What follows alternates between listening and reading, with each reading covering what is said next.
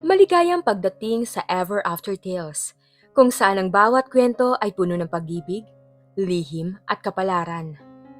Sa ating kwento ngayon, makikilala natin ang isang dalagang lumaki sa hirap at sanay sa tahimik na buhay.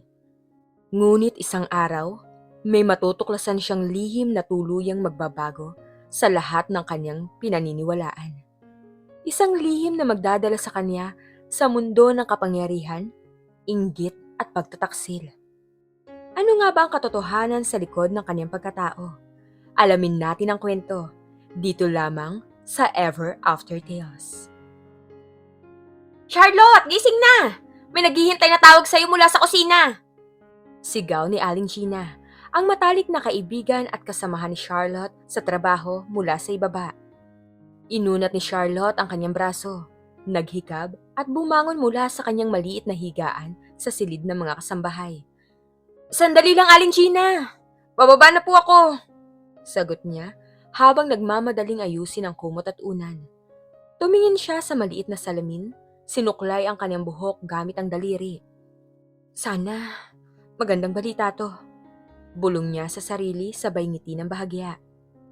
Ay, ayan ka na naman, Charlotte. Kinakausap mo na naman yung sarili mo. Natatawang sabi ni Aling Gina nang makasalubong siya nito sa hagdanan. Halika na, baka si Ma'am Amelia na yan. Nagtatanong kung kanino tayo ipapadala para sa party mamaya. Baka nga po. Wika ni Charlotte habang bumababa sila. Sana po makapagpahinga naman tayo kahit konti, no? Parang hindi na po tayo natutulog nitong mga nakarang araw eh. Diyan ka nagkakamali, Charlotte. May plano na ako. Bulong ni Aling Gina sabay kindat. Sabi ko kay Ma'am Amelia, matamlay ako. Kaya ikaw lang ang pwedeng mag-host ng food station mamaya. Pero mamaya magpapalusot din ako para makapagpahinga ka. Sige na, kunin mo na ang telepono. Baka magalit pa si Ma'am. Nang makarating sa kusina, kinuha ni Charlotte ang lumang landline phone. Hello po, Ma'am Amelia? Si Charlotte po to. Oh, Charlotte! Salamat at sinagot mo! Masiglang boses ni Ma'am Amelia sa kabilang linya. Kailangan sana ako ipagawa sa'yo eh. Naalala mo ba yung sinabi ko tungkol sa family recipe ng lola ko? Opo ma'am. Yung adobo po na may gata at pinya? Sagot ni Charlotte, naalala ang masarap na luto ng amo. Tama! Gusto kong ikaw maghanda nun para sa party mamaya. Siguradong magugustuhan ng mga bisita yon. At Charlotte, magbihis ka na maayos ha. Isuot mo yung bagong uniforme na pinatahi ko. Pero ma'am, baka po hindi ko po kayanin mag-isa yun eh. Nag-aalalang sabi ni Charlotte. Wala po si Aling Gina? Huwag kang mag-alala. Si Aling Gina ang bahala sa mga inumin. Ikaw ang bahala sa pagkain. Tiwala ako sa'yo, Charlotte. Ang luto mo may puso. Ani Ma'am Amelia. Sige, kailangan ko na magmadali. Kita-kita mamaya ha. Ibinaba ni Charlotte ang telepono, huminga ng malalim. Naku, Aling Gina. Ako na naman ang pinapagawa ni Ma'am ng engrandeng luto. Ay, sabi ko na nga ba, ikaw talaga ang paborito niya, Charlotte. Sabi ni Aling Gina habang naghihiwa ng gulay. Pero alam mo ba, may kakaiba akong naramdaman kaninang umaga. Para bang may darating na magandang balita para sa'yo? At ano na naman po yun, Aling Gina? Tanong ni Charlotte habang naghahanda ng mga sangkap. Ewan ko ba? Basta parang may malaking mangyayari. Malaki, Charlotte. Hindi ordinaryo. Misteryosong sabi ni Aling Gina. Nako, Aling Gina, baka guni-guni lang po yan. Ang sa akin lang po, makapag-ipon lang ako para matulungan ang aking pamilya sa probinsya eh. Yung lang naman po ang pangarap ko. Wika ni Charlotte habang dinudurog ang bawang. Well, malay mo. Charlotte, hindi mo alam kung anong sorpresa ang dala ng buhay. Sabi ni Aling Gina sabay ngiti. Pagkalipas ng ilang oras, abala si Charlotte sa kusina. Sa gitna ng kanyang pagkaabala, nakita niya ang kanyang stepsister na si Selena, na nagpapahinga sa sala habang nagsa-cellphone. Si Selena, na anak ng ama-amahan ni Charlotte, ay madalas na bisita sa bahay ng kanilang amo at madalas ding umasa sa tulong pinansyal ni Charlotte. Ate Charlotte! Pwede mo ba ako ipagluto ng merienda? Nagugutom na ako eh. Sabi ni Selena, na hindi man lang tumayo. Selena, abala ako sa paghahanda ng pagkain para sa party mamaya. Hindi mo ba nakikita? Pakiusap ni Charlotte. Sandali lang naman yan.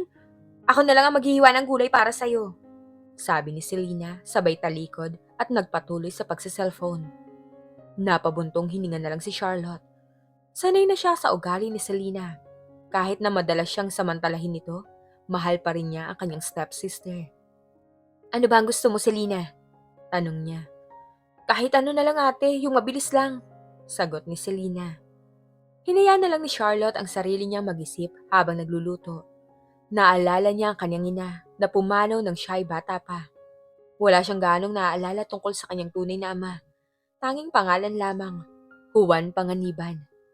Mula noon sa kanyang murang edad, nakasanayan na niya ang buhay na pagiging kasambahay. Ate Charlotte, pwede bang humiram ng pera? May bibilhin sana ako eh. Tanong ni Selena na biglang sumulpot sa kusina. Selena, kakabayad ko lang sa utang mo sa tindahan na. Hindi mo ba pwedeng hintayin ang sweldo ko? Sabi ni Charlotte habang nagmamadaling ayusin ang lamesa. Pero importante to ate, para sa school project ko. Pilit ni Selena. Napailing na lang si Charlotte. Magkano ba? 50,000, sagot ni Selena nang walang pag-aatubili. Ano? Gulat na sabi ni Charlotte. Selena, malaking pera yan. Saan ko naman kukunin yan? Eh ate, ikaw lang naman naisip ko makakatulong eh. Di bale, babayaran naman kita, promise. Ay nako, palagi mo naman sinasabi yan. Malungkot na sabi ni Charlotte. Sige, titingnan ko kung may maitatabi ako. Pero, hindi ko sigurado kung makakaipon ako ng ganong kalaki agad. Nang gabing yon, habang abala si Charlotte sa paghahain ng pagkain sa party, napansin niya ang isang lalaki na nakatayo sa isang sulok. Nakatitig sa kanya. Hindi ito mukhang isa sa mga bisita. Nakasuot to ng isang seryosong formal na kasuotan at may dalang isang maliit na bag. Okay ka lang ba, Charlotte? Tanong ni Ethan Reyes, isang photographer na madalas mag-shoot sa mga event ni Ma'am Amelia at kaibigan na rin ni Charlotte. Parang may bumabagabag sa'yo ah. Ay Ethan, pasensya na ha. May nakita lang akong lalaki doon. Parang hindi ko pa nakikita dito yun eh. Sabi ni Charlotte na nagulat. Lumingon si Ethan. Nasaan? Ah, yan ba? Nakita ko rin siya kanina pa. Mukhang hinahanap ang isang tao eh. Sana hindi naman manggugulo. Bulong ni Charlotte. Huwag kang mag-alala. Magandang gabi, huwag mong hayaang masira yan. Sabi ni Ethan sabay ngiti. Ang galing mo talaga magluto, Charlotte ah. Amoy palang ulam na. Salamat Ethan, ikaw talaga. Masyadong mapambola eh. Sabi ni Charlotte nagpapanggap na nahihiya. Hindi ah, totoo yan. Marami nagsasabi Charlotte na ang luto mo ay may kaluluwa. At sa totoo lang, ang ngiti mo Charlotte, yun ang pinakamaganda sa lahat. Nakikita ko kahit pagod ka. Ngumiti si Charlotte, pakiramdam ay uminit ang kanyang pisngi. Salamat Ethan, ikaw rin. Ang ganda ng mga kuha mo. Ang dami mong naipapakitang emosyon sa bawat litrato. Ah, ganito na lang. Pagkatapos ng party, pwede ba tayo magkape? May gusto lang ako ikwento sa'yo. Sabi ni Ethan na biglang naging seryoso. Sige Ethan, pagkatapos. Sagot ni Charlotte. Ngunit bago pa man matapos ang party, lumapit ang lalaki na kanina pa nakatitig kay Charlotte. Excuse me, ikaw ba si Charlotte Panganiban? Tanong nito, ang boses ay seryoso ngunit magalang. Nagulat si Charlotte. Ako nga po, bakit po? Ako si Attorney Santiago, sabi ng lalaki sabay abot ng business card. Mayroon ako mahalagang balita para sa'yo. Sobrang mahalaga. Napatingin si Charlotte kay Ethan na nakakunot ang noo. Tungkol po saan? Tanong ni Charlotte biglang kinabahan. Hindi ko maaaring sabihin dito. Kailangan po natin mag-usap sa isang mas pribadong lugar. Maaari ba tayo magkita bukas ng umaga? Ito ang numero ko, pakitawagan na lang po ako. Sabi ni Attorney Santiago. Inabot ni Attorney Santiago ang kanyang business card at isang maliit na sobre, sabay alis. Charlotte, ano nangyayari? Tanong ni Ethan nag-aalala. Hindi ko alam Ethan eh, pero kinakabahan ako. Sagot ni Charlotte habang hawak ang sobre. Bukas na bukas, sasamahan kita. Handa akong tumulong sa'yo. Kahit anong mangyari, lalaban tayo. Sabi ni Ethan, sabay hawak sa balikat ni Charlotte. Kinabukasan, maaga pa ay gising na si Charlotte. Hindi siya nakatulog ng maayos. Iniisip ang sinabi ni Attorney Santiago. Oh, Charlotte, anong nangyayari? Ang lalim ng iniisip mo, tanong ni Aling Gina habang naghahanda ng almusal. May narinig ako kagabi ha. May lawyer daw na naghahanap sa'yo. Opo, Aling Gina eh. Magkikita po kami mamaya. Hindi ko nga po alam kung tungkol saan. Sagot ni Charlotte na hindi maubos ang kape. Nako, Charlotte, sana magandang balita yan. Baka may mana ka. Sabi ni Aling Gina sabay tawa. Mana? Sino naman po ang magpapamana sa akin? Wala naman po akong mayaman na kamag-anak. Ani Charlotte, malungkot na ngumiti. Malay mo, Charlotte. Hindi mo alam kung anong sorpresa nga ang dala ng buhay, di ba? Wika ni Aling Gina sabay takip sa balikat ni Charlotte. Maya-maya dumating si Ethan. Kamusta Charlotte? Ready ka na ba? Tanong niya habang nakangiti.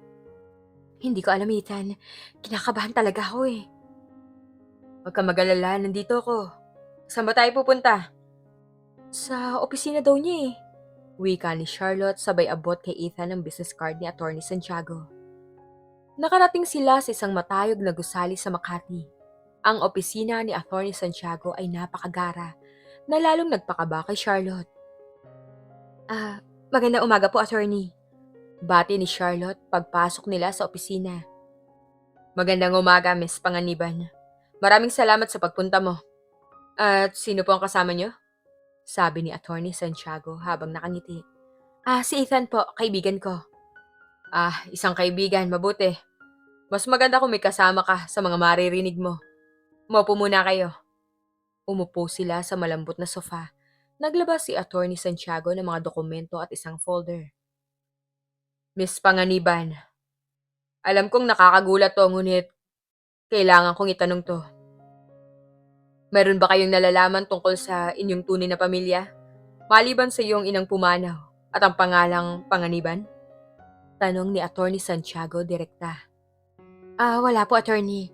Ang naaalala ko lang po, sinabi sa akin ng aking ina na siya po ay nagkaroon ng relasyon sa isang lalaking ang apelido ay Panganiban. Nakalaunan, siya rin kumupkup sa akin. Hindi ko po ganong kilala ang aking ama, Juan Panganiban, dahil bata pa po ako nang pumanaw siya. Paliwanag ni Charlotte. Yun po ang inaakala niyo, Miss Panganiban. Ngunit ang totoo, ang inyong tunay na ama ay hindi talaga si Juan Panganiban. Sabi ni Attorney Santiago na ikinagulat ni Charlotte at Ethan.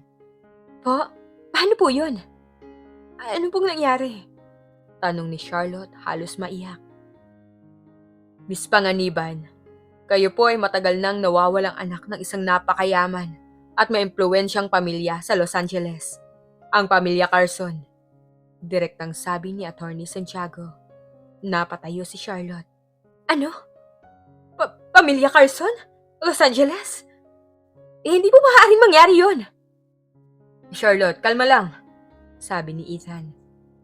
Miss Panganiban, naiintindihan ko ang iyong pagkabigla. Pero mayroon po tayong matibay na ebidensya. Ito po ang birth certificate niyo. Ang inyong buong pangalan ay Charlotte Isabel Carson. Ipinanganak po kayo sa St. Jude Hospital sa Los Angeles, California.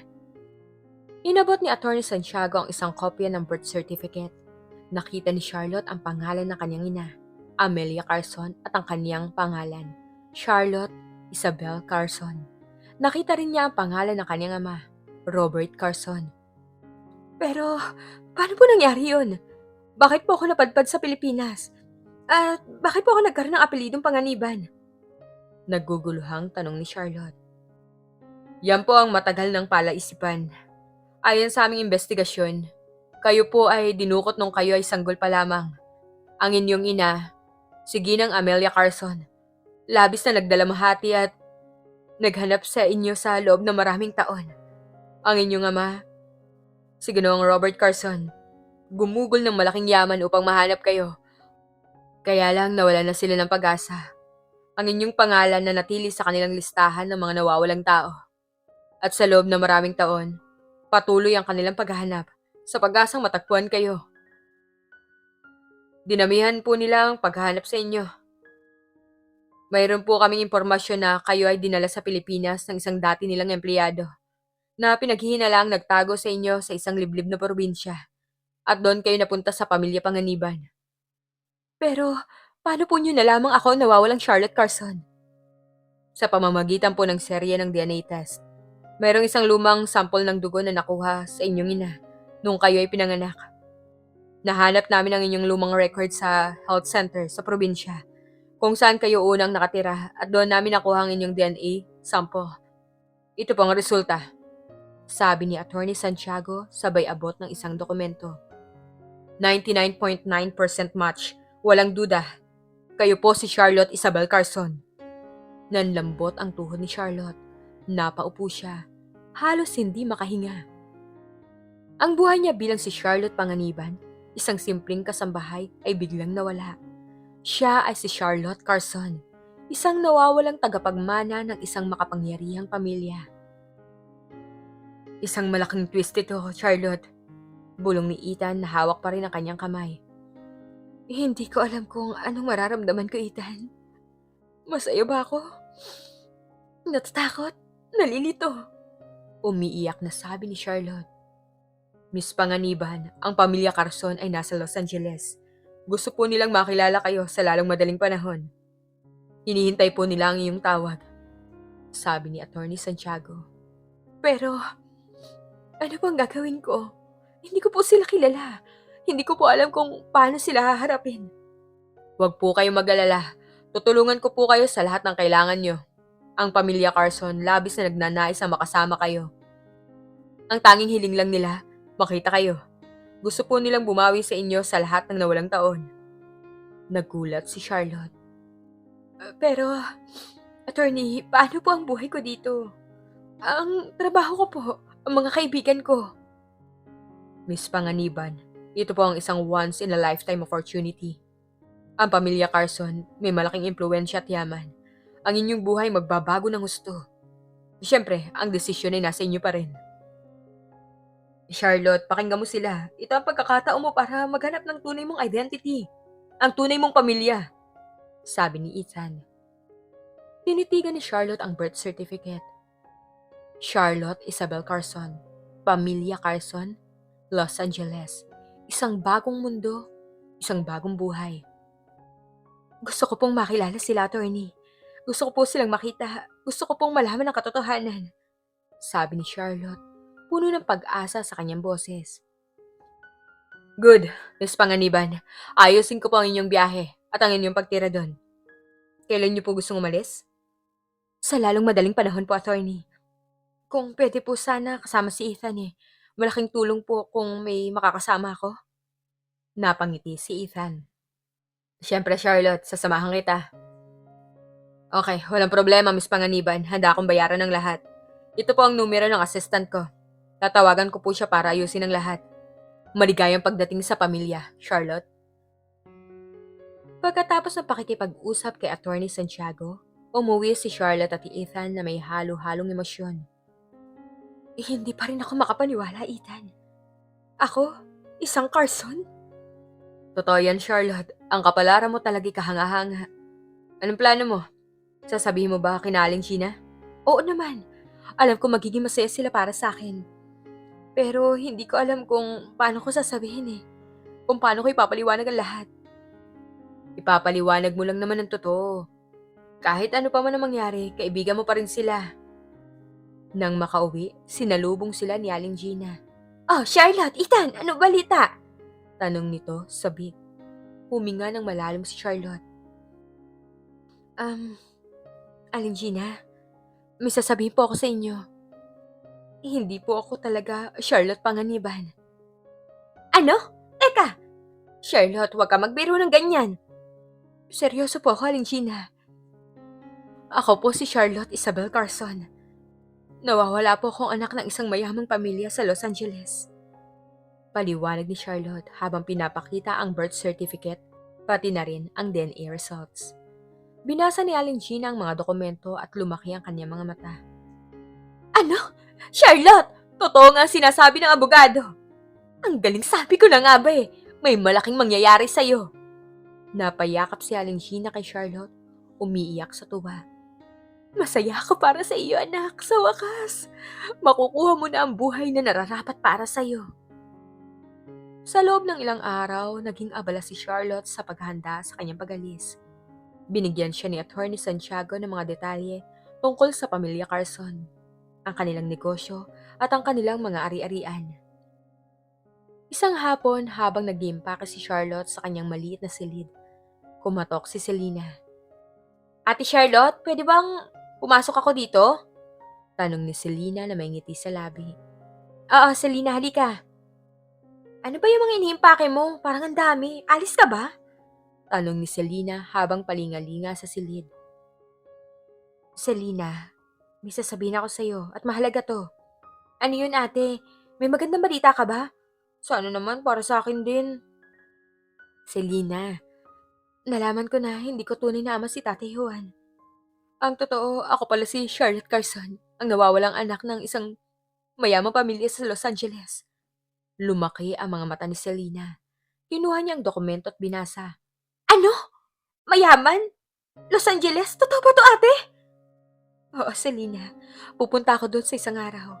Gusto daw ako makilala ng aking tunay na pamilya. Nako, Ate Charlotte! Ang galing, ibig sabihin mayaman ka na. Makakatulong ka na sa akin. Biglang nagliwanag ang mukha ni Selena. Oo naman, Selena. Kung magiging maayos ang lahat, hindi na tayo maghihirap pa. Baka pwede ako sumama, ate. Gusto ko namang makita ang Los Angeles. Sayang lang kung hindi ko makikita pagbabago sa buhay mo dun. Hindi ko alam, Selena. Hindi naman kasama sa plano eh. Pero ate, gusto ko lang namang makita ka. Supportive lang naman ako, ate. Walang masama dun, di ba? Sige, kakausapin ko si Attorney Santiago kung pwede kang sumama. Pero hindi ako sigurado, ha? Talaga, ate? Salamat! The best ka talaga! Kailan ang flight niyo, ate? Sabi ni Selena sabay yakap kay Charlotte, ngunit sa likod ng kanyang ngiti, may nakatagong plano. Sa Makalawa, pupunta kami ni Ethan. Sinabi ko kay Attorney Santiago na gusto kong kasama si Ethan para may sumuporta sa akin. Si Ethan? Hindi naman siya kadugo mo, ate ah. Bakit siya kasama? Medyo iritableng tanong ni Selena. Naging malaking tulong siya sa akin, Selena. Kaibigan ko siya. Ah, okay. Basta ate, sasama mo ko ha. Kahit anong gawin ko ate, ikaw pa rin ang pinakamamahal kong kapatid. Kinabukasan, kinausap ni Charlotte si Attorney Santiago. Attorney, may pakiusap lang po sana ako. Pwede po ba sanang isama ko ang aking stepsister, si Selena? Gusto niya po sanang sumama eh. Miss Panganiban, syempre, kayo ang magdedesisyon. Kung makakatulong to sa mga emotional support, walang problema. Ayusin ko na ang kanyang visa at ticket. Ipadala niyo na lang ang kanyang detalye sa aking assistant. Maraming salamat po, attorney. Hindi alam ni Charlotte na ang kanyang desisyon magdadala sa kanya sa pinakamalaking pagsubok sa kanyang buhay. Dumating ang araw ng pag-alis. Si Charlotte, Ethan at Selena ay nasa airport na. Handang lumipad patungong Los Angeles. Hindi pa rin ako makapaniwala na mangyayari to, ate. Pupunta tayo sa LA!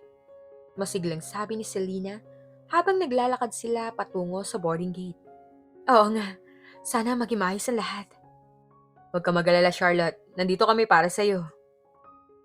Nang makarating sila sa Los Angeles, sinalubong sila ng isang driver na may dalang placard na may nakasulat na Carson Group. Dinala sila sa isang malaking mansyon na mas malaki pa sa mga nakikita ni Charlotte sa TV. Dito tayo titira, ate?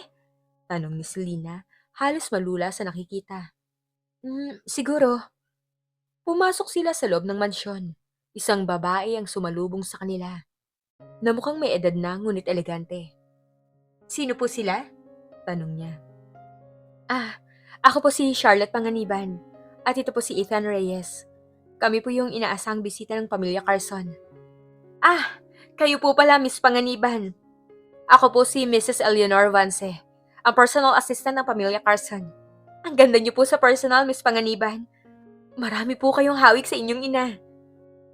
Biglang sumingit si Selena. Ako po si Charlotte Panganiban, hindi po siya. Sabi ni Selena sabay turo kay Charlotte. Nagulat si Charlotte at Ethan. Selena, anong ginagawa mo? Ay, pasensya na po, Mrs. Vance. Nagkamali po siya, sabi ni Charlotte. Ako po si Charlotte Panganiban na magiging Charlotte Carson. Ngiting-ngiti si Selena na akala mo ay wala siyang ginawang masama. Hindi po. Ako po si Charlotte Panganiban. Pero ang tunay ko pong pangalan ni Charlotte Isabel Carson. Napaaga lang po ang dating kaya po baka nalito si Mrs. Vance. Sabi ni Selena na inagaw kay Charlotte ang mga dokumento at ipinakita kay Mrs. Vance.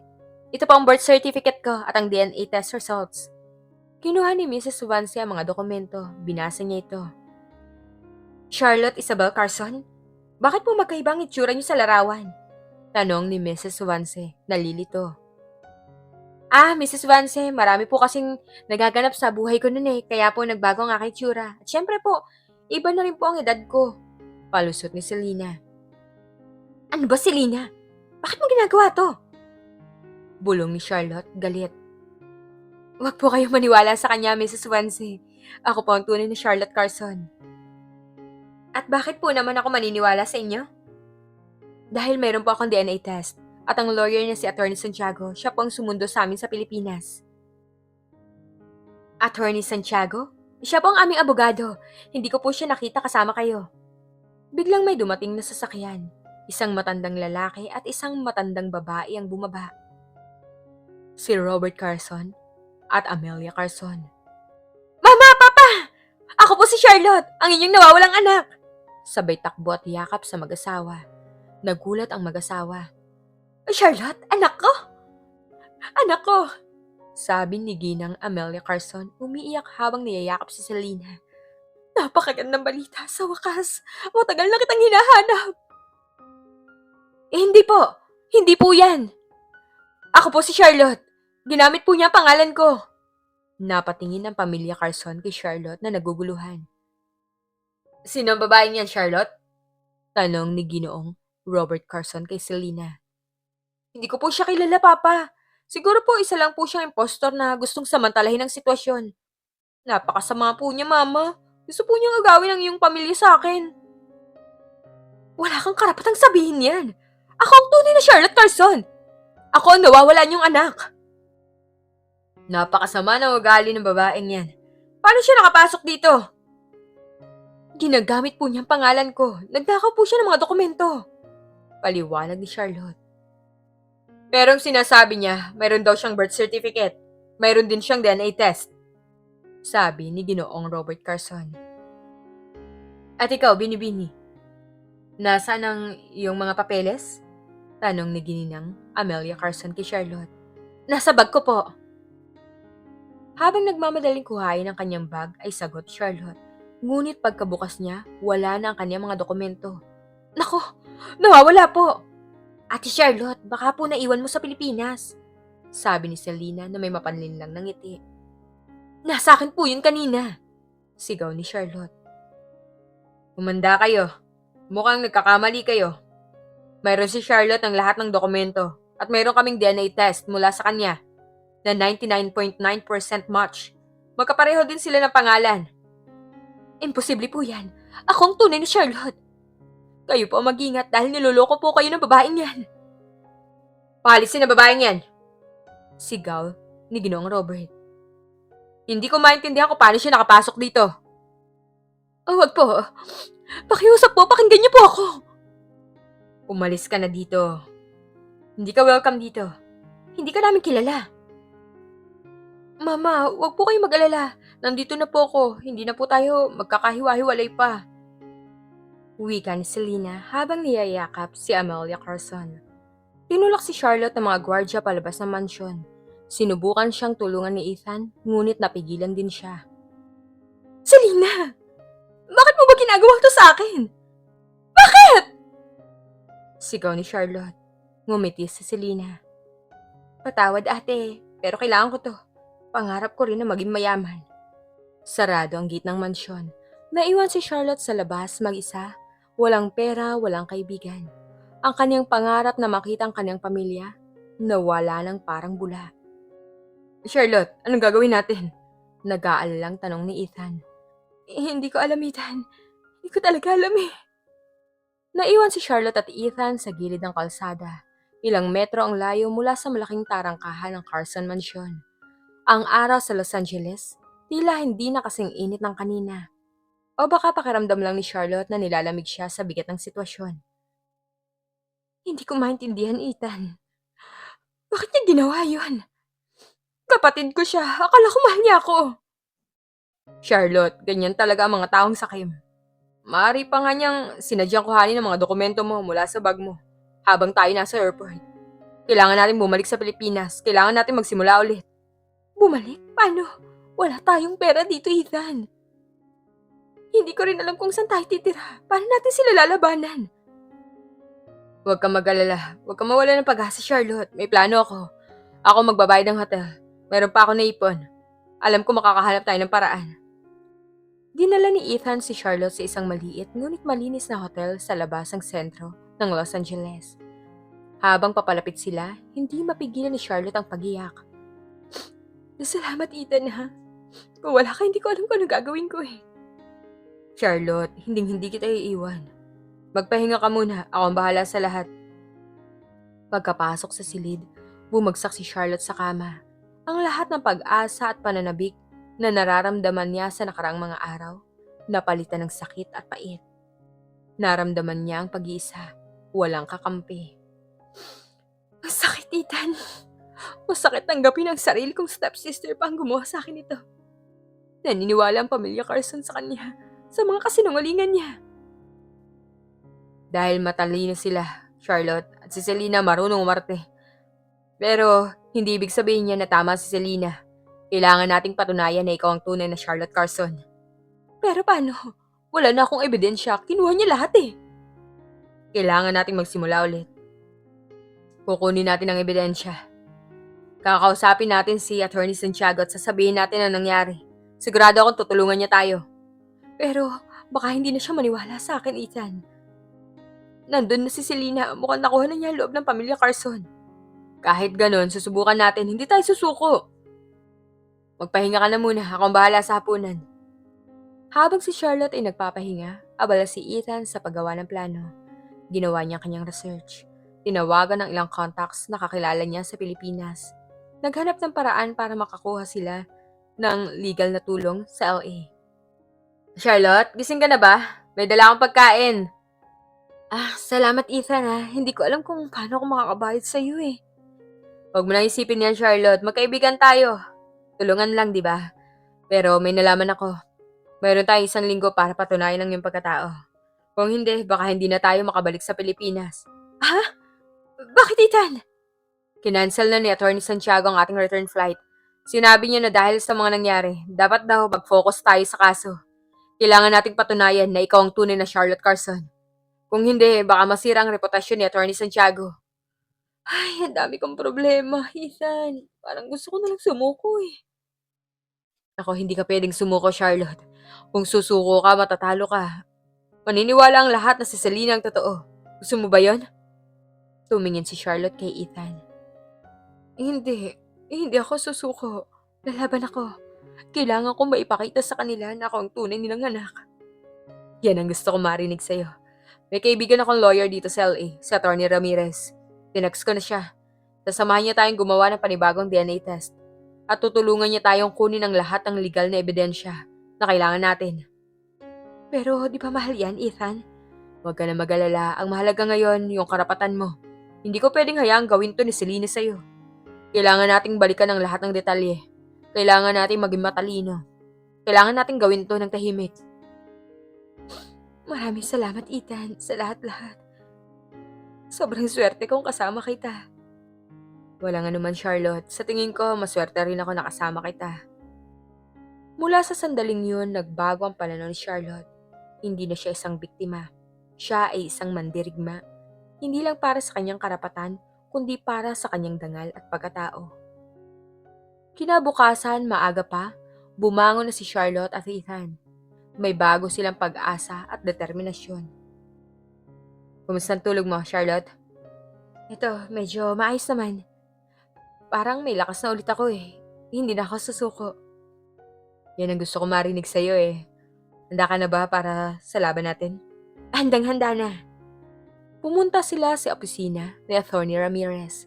Ito ay isang maliit na opisina sa isang lumang gusali. Ngunit may reputasyon sa pagiging matalino at matapat. Magandang umaga, Ethan. Ikaw palang may darating na problema eh. Anong buong kwento? Bati ni Attorney Ramirez, isang babae na halos kaedad ni Ethan.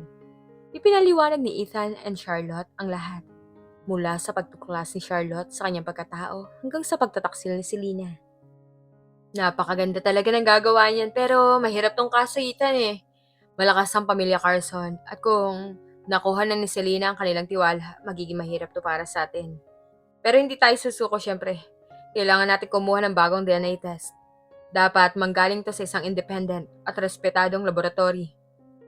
Salamat po, attorney. Malaking tulong po to sa amin. Walang anuman, trabaho ko to. Pero mayroon akong hinala. Kung nagawa ni Selena na magkaroon ng falsified documents, maaaring mayroong nagtutulak sa kanya na gawin yon o mayroon siyang kakampi. Kakampi? Sino naman po? Yun ang hindi ko alam. Pero kailangan nating malaman yon. Malawak ang koleksyon ng pamilya Carson. Hindi imposible na mayroong gustong samantalahin ang sitwasyon. Kailangan natin pag-aralan ang lahat ng detalye tungkol sa pamilya Carson at sa kasaysayan ng pagkawala ni Charlotte. Pinuntahan nila ang isang sikat na laboratorio sa Los Angeles para sa DNA testing. Nagbigay si Charlotte ng sample ng kanyang laway. Kailan po kaya ang resulta, Doktora?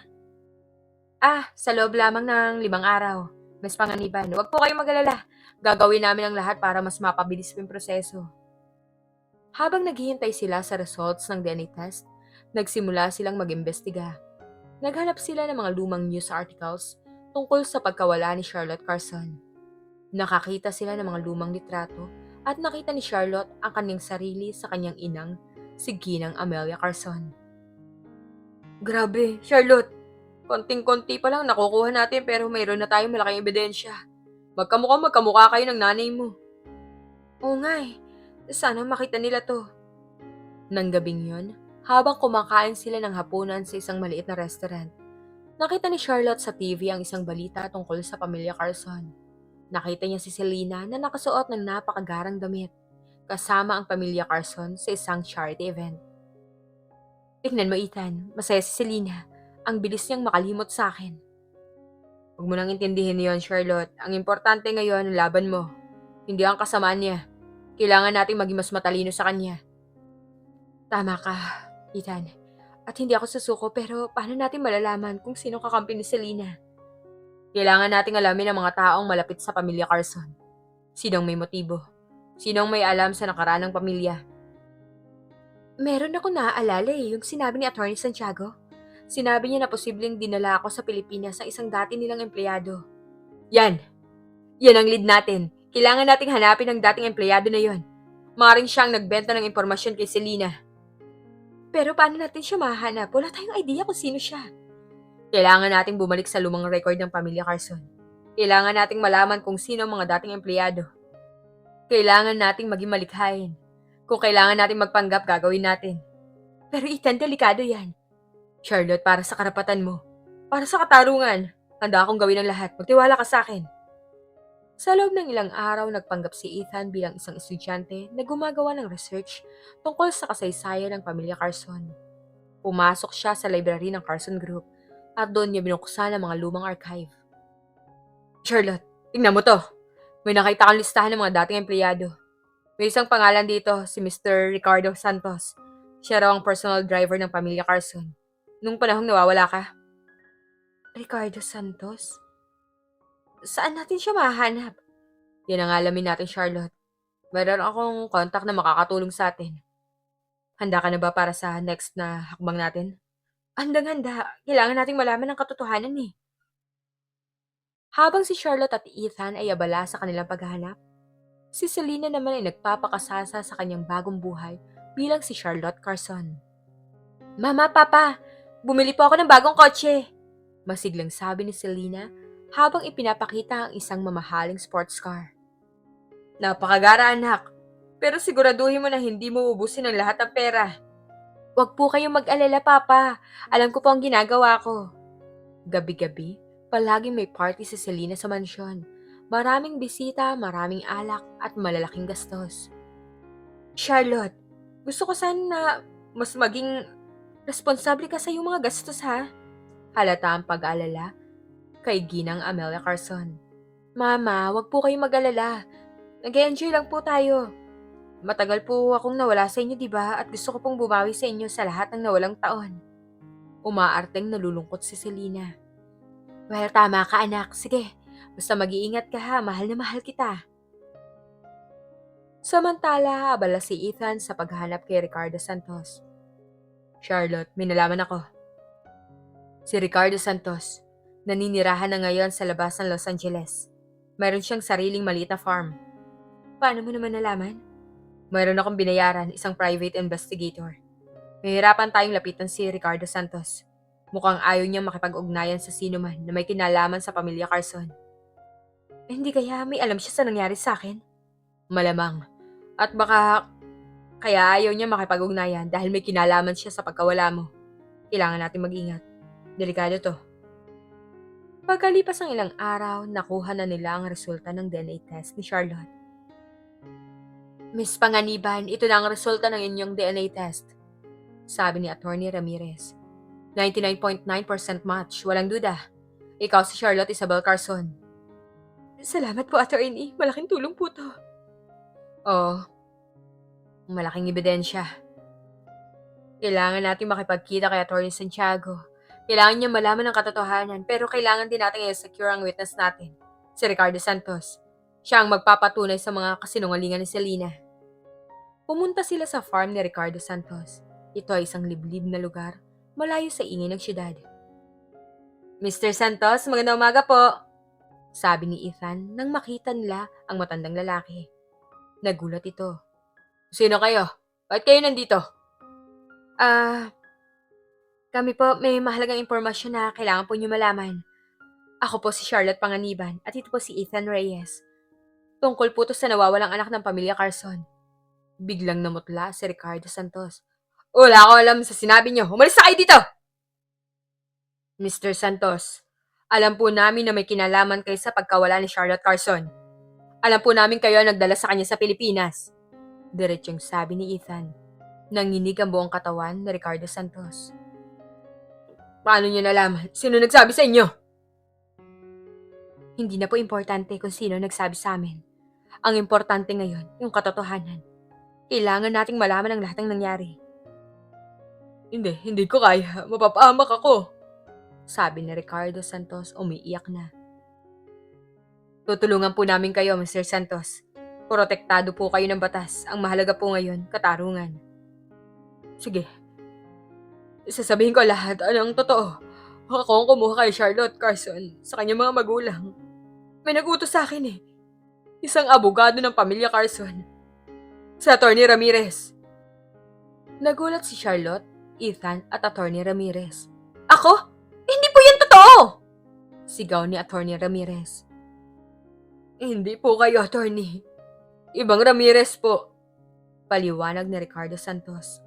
Attorney David Ramirez. Siya po, ang kapatid po mismo ng inyong abogadong si Attorney Ramirez. Nagulat si Attorney Ramirez.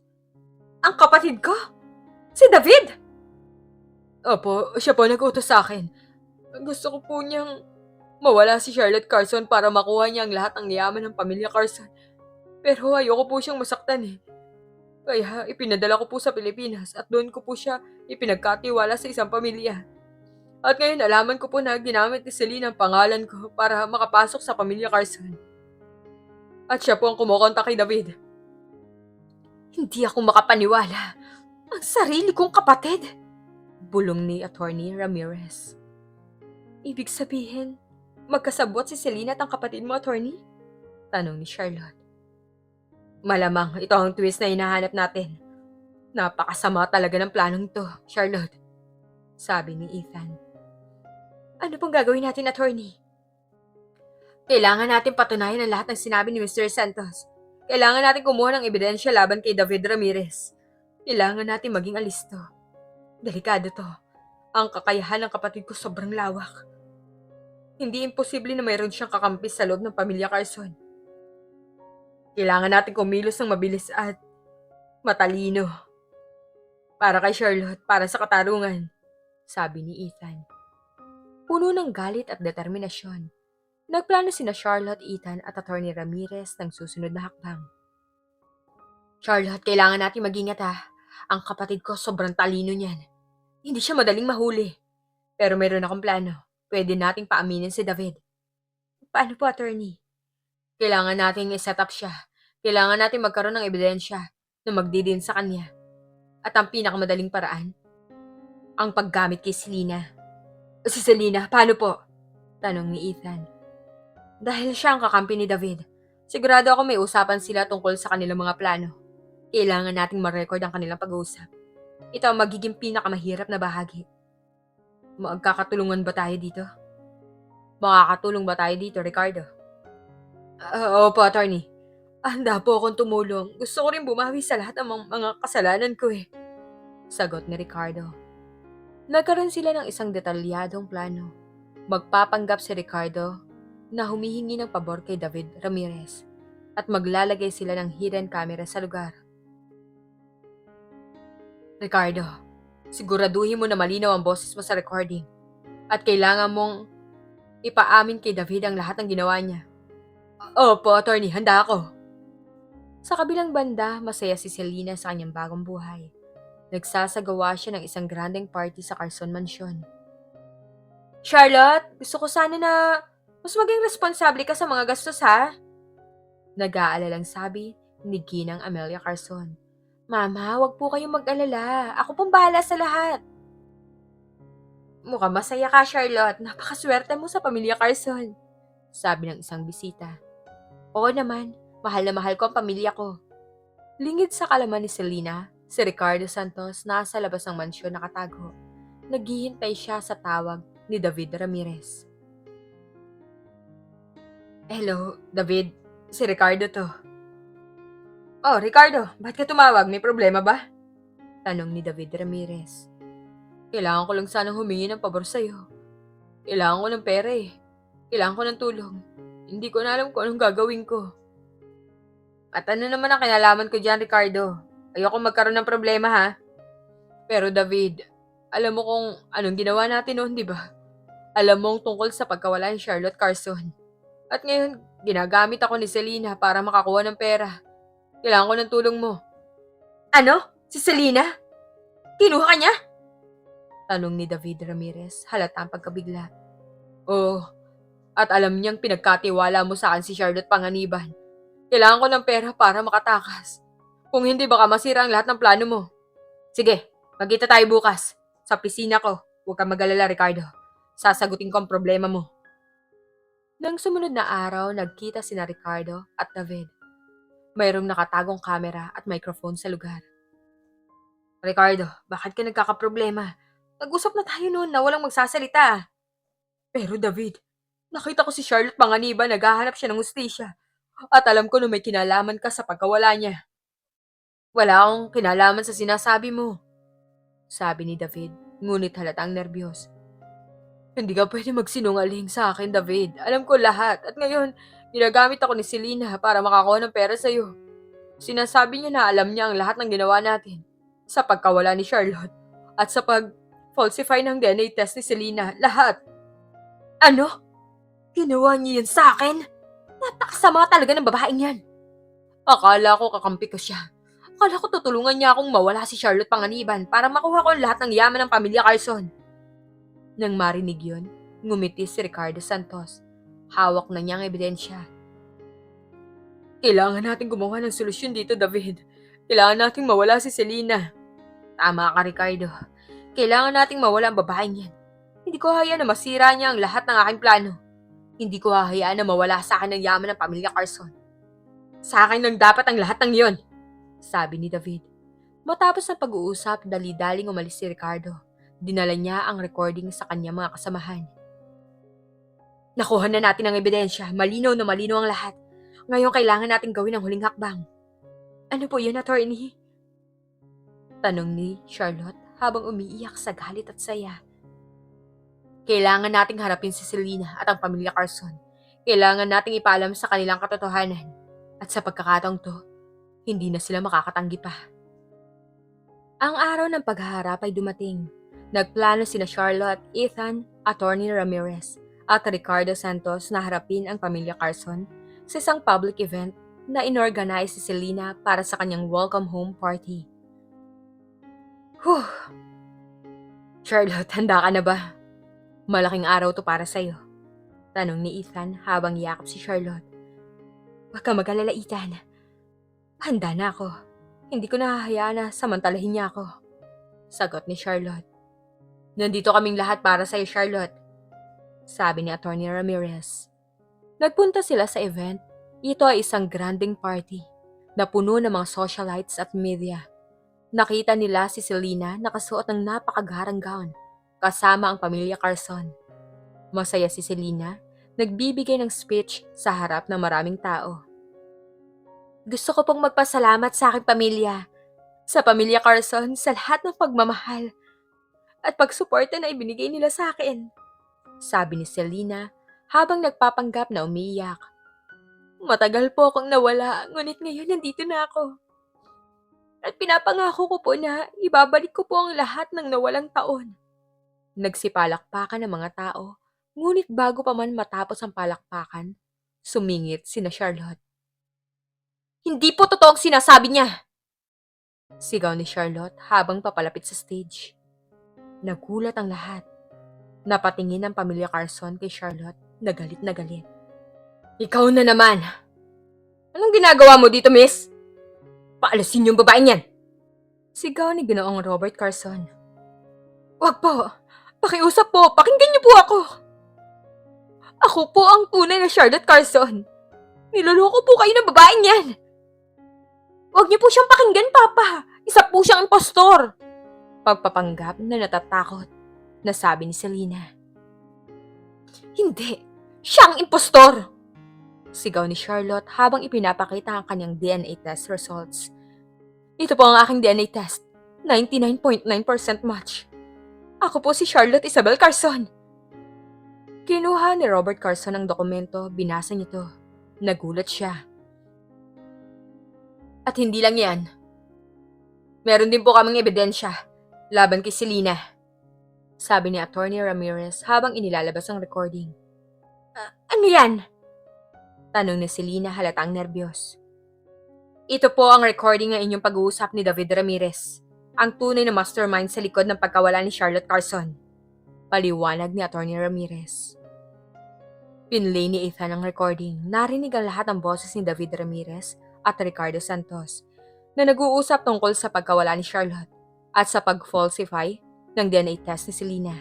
Narinig din ang boses ni Selena na nagpapanggap na kasabwat sa plano. Nagulat ang lahat. Napatayo ang pamilya Carson. Gulat na gulat.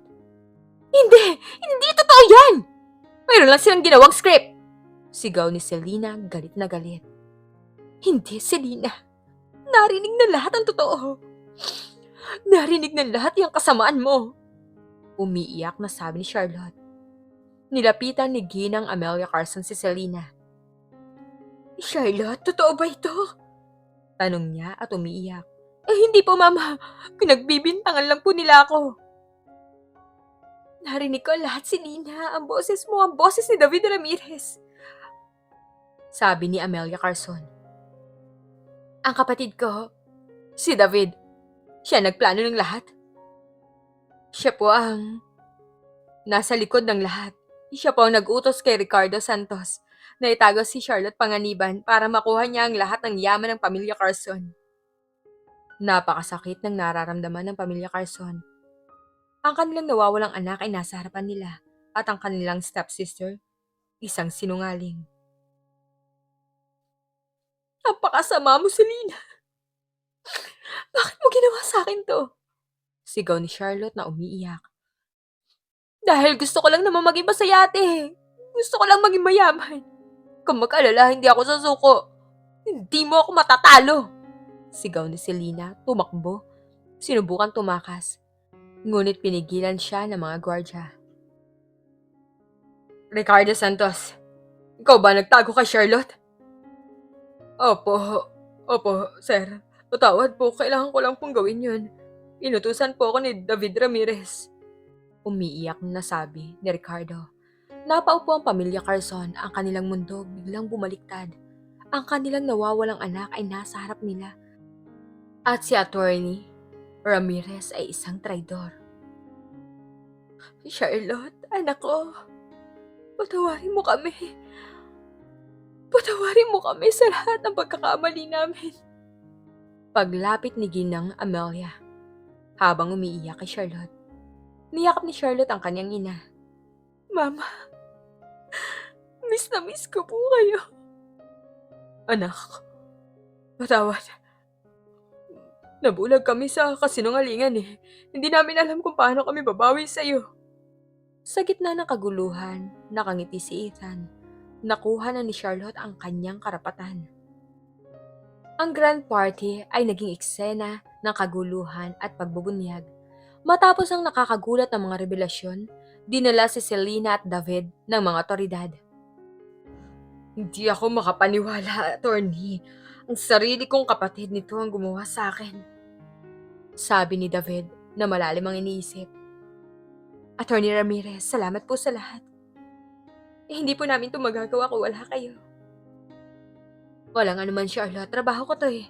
Ang mahalaga ngayon, ang pamilya Carson. Kailangan mong maging matatag. Hinarap ni Charlotte ang kanyang pamilya.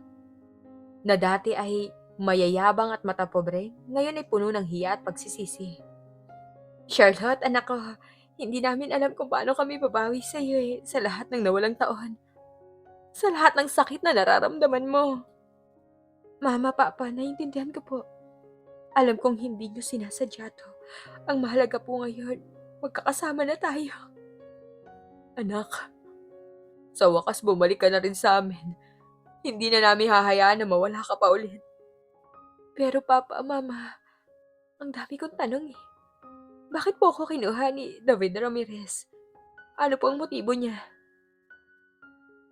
Ayaw niya sa aming pamilya, Charlotte. Gusto niya makuha ang lahat ng yaman. Gusto niyang mawala ang lahat ng aming koneksyon. Masyado siyang naging ambisyoso. At nang malaman niya na mayroon siyang kapatid na nagtatrabaho sa aming kumpanya, ginamit niya yon para masira ang aming pamilya. Hindi ko po alam kung paano ko siya mapapatawad, Papa. Parang ang hirap po eh. Ay, kailangan mong tanggapin ang katotohanan, Charlotte. Ang pagpapatawad, hindi para sa kanya kundi para sa'yo, sabi ni Ginang Amelia.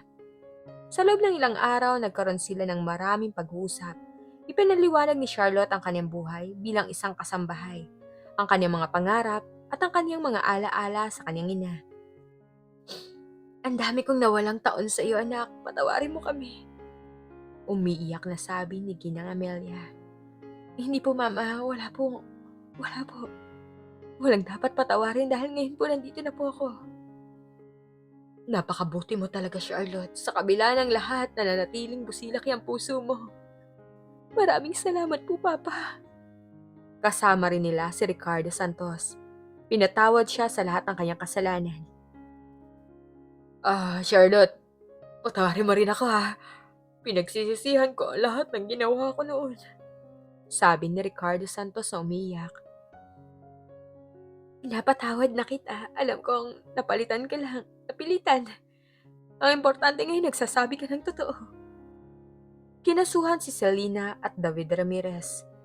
Naharap sila sa matinding parusa sa ilalim ng batas. Wala kang karapatan! Hindi ako susuko!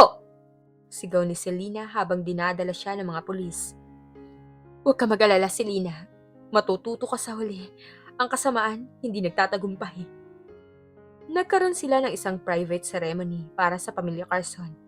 Ito ay isang pagdiriwang sa pagbabalik ni Charlotte. Charlotte, anak ko, maligayang pagdating sa pamilya Carson. Ito ang lakat ng iyong ina. Ito ang magpapatunay na ikaw ay tunay na Carson. Kinuha ni Charlotte ang locket. Nakita niya ang larawan ng kanyang ina at isang lumang litrato ng isang sanggol. Siya yun. Salamat po, Papa. Salamat po sa lahat. Charlotte, gusto namin na mamuhay ka sa mansyon. Ito ang iyong bahay. Ito ang iyong pamilya. Ang saya ko po, Mama. Ang saya ko po nakasama ko na kayo. Pero, Charlotte, meron akong hiling. Gusto ko sana na manatili si Ethan sa tabi mo. Gusto ko sana na magpatuloy ang inyong pagmamahalan. Nagulat si Charlotte at Ethan. Mama, Papa? Bulong ni Charlotte na hihiya. Huwag ka nang mahiya anak, kitang-kita ko ang inyong pagmamahalan, ang pagsuporta ni Ethan sa'yo, ang pagmamahal niya sa'yo. Salamat po, Ginang Carson. Babantayan ko po si Charlotte. Hindi na siya Charlotte Panganiban, Nathan, ha? Charlotte Carson na siya, sabi ni Ginoong Robert. Nagngitian sina Charlotte at Ethan. Ang kanilang mga mata ay puno ng pag-ibig at pag-asa. Lumipas ang ilang buwan, naging maayos ang pag-integrate ni Charlotte sa pamilya Carson. Lumipat na siya sa mansyon at unti-unti niyang natutunan ang pamamalakad ng kanilang negosyo. Ngunit hindi niya kinalimutan ang kanyang pinagmulan at natututo pa rin siyang tumingin sa kanyang pinanggalingan. Mas nanaig pa rin kay Charlotte ang kabutihan ng kanyang puso kaysa sa kanyang kayamanan. At dito nagtatapos ang kwento ng isang dalagang minsang itinuring na walang halaga. Ngunit napatunayan siya pala ang tunay na tagapagmana ng kanyang kapalaran. Sa kabila ng pagtataksil at panlilinlang, pinatunayan niyang ang katotohanan ay hindi kailanman mananatiling nakatago. Sa huli na ibalik ang hustisya, natagpuan ang tunay na pagmamahal, at nakuha niya ang lugar na matagal nang para sa kanya. Minsan sa buhay, maaaring agawin ng iba ang ating pagkakataon. Ngunit kung ang katotohanan at kabutihan ng ating sandigan, darating ang araw na ang lahat ay maibabalik sa atin. Maraming salamat sa pakikinig sa Ever After Tales. Kung nagustuhan niyo ang ating kwento, huwag kalimutang i-like, mag-subscribe, at pindutin ang notification bell para sa mas marami pang kwentong puno ng pag-ibig, drama at inspirasyon. Hanggang sa muli, dito lang sa Ever After Tales, kung saan bawat kwento ay may sariling happily ever after.